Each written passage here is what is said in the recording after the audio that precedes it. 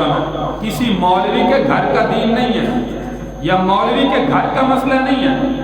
اگر غلطی کر بیٹھے ہیں تو پھر جو ہے وہ آپ کے لیے جو ہے وہ حرام ہو جائے۔ تو یہاں پہ جو تیسرا مسئلہ کلام مجید کے اندر ہے، یہاں پہ آتا ہے جب بندے نے 3 طلاقیں اپنے بیوی کو دے دی، حلالے کا مسئلہ، جو عام عرف عام کے اندر جس کو ہم حلالہ کہتے ہیں۔ حلالہ یاد رکھیے، نہ تو یہ کوئی شریعت کا حکم ہے، نہ اللہ نے حکم فرمایا، نہ پیارے پیغمبر صلی اللہ علیہ وسلم کا کوئی خاص کرم۔ حلالہ کوئی حکم اللہ کی طرف سے جو ہے وہ نہیں آیا، اگر 3 طلاقیں دے بیٹھے تو وہ حلالہ کا ہوا۔ آج آپ جانتے ہیں کہ شہروں کے اندر نعوذ باللہ حلالہ سینٹر کھلے ہوئے ہیں کہ یہاں پہ بھائی حلالہ ہوتا ہے، جس نے اپنے بیوی کو 3 طلاقیں دے دی ہیں وہ یہاں پہ آئے حلالہ کروا لے۔ حلالہ کہتے کس کو ہیں؟ قرآن کا جو حکم ہے وہ زیر غور ہے، فَإِن طَلَّقَهَا فَلَا تَحِلُّ لَهُ مِن بَعْدُ حَتَّى تَنكِحَ زَوْجًا غَيْرَهُ۔ اللہ کا قرآن کہتا ہے جس نے اپنی بیوی کو 3 طلاقیں دے دی، فَلَا تَحِلُّ لَهُ، اب اس کے لیے وہ حلال نہیں،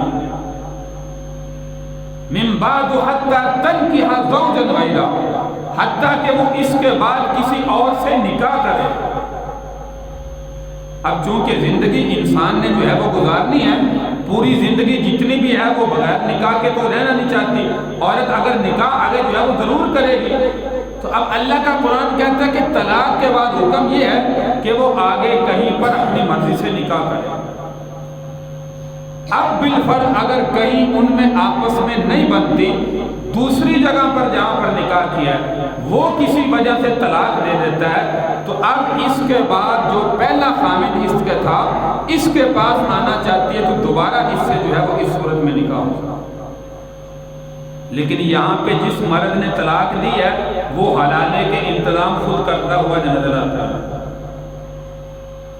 حلالے کے انتظام کرتا ہوا خود نظر آتا ہے کہ میں اب کہاں پہ اس کا نکاح کراؤں، پھر شرط رکھوں کہ بھائی تو نے 1 رات رکھنا ہے، 2 رات رکھنا ہے، 3 دن رکھنا ہے، رکھ کے میری بیوی کو طلاق دے دینا، لہذا چونکہ میرے بچے ہیں دوبارہ جو ہے میں اس سے نکاح کرنا چاہتا ہوں۔ تو میرے بھائی یہ کوئی شریعت کا طریقہ نہیں ہے، یہ حلالے سینٹر جو کھولے ہوئے ہیں یہ اصل میں حرام سینٹر ہے، حلالے سینٹر نہیں۔ تو شریعت کا تو یہ حکم ہے کہ وہ اپنی مرضی سے آگے نکاح کرے، حتیٰ تنکحا زوجا غیرہ۔ اللہ کا قرآن جو اعلان کر رہا ہے، اب وہ کسی وجہ سے نہیں چھوڑتا تو ٹھیک ہے، پوری زندگی اس کے ساتھ گزارے۔ پہلا خامد غلطی نہ کرتا، اگر کرتی ہے تو اس کے لیے حرام ہوگی۔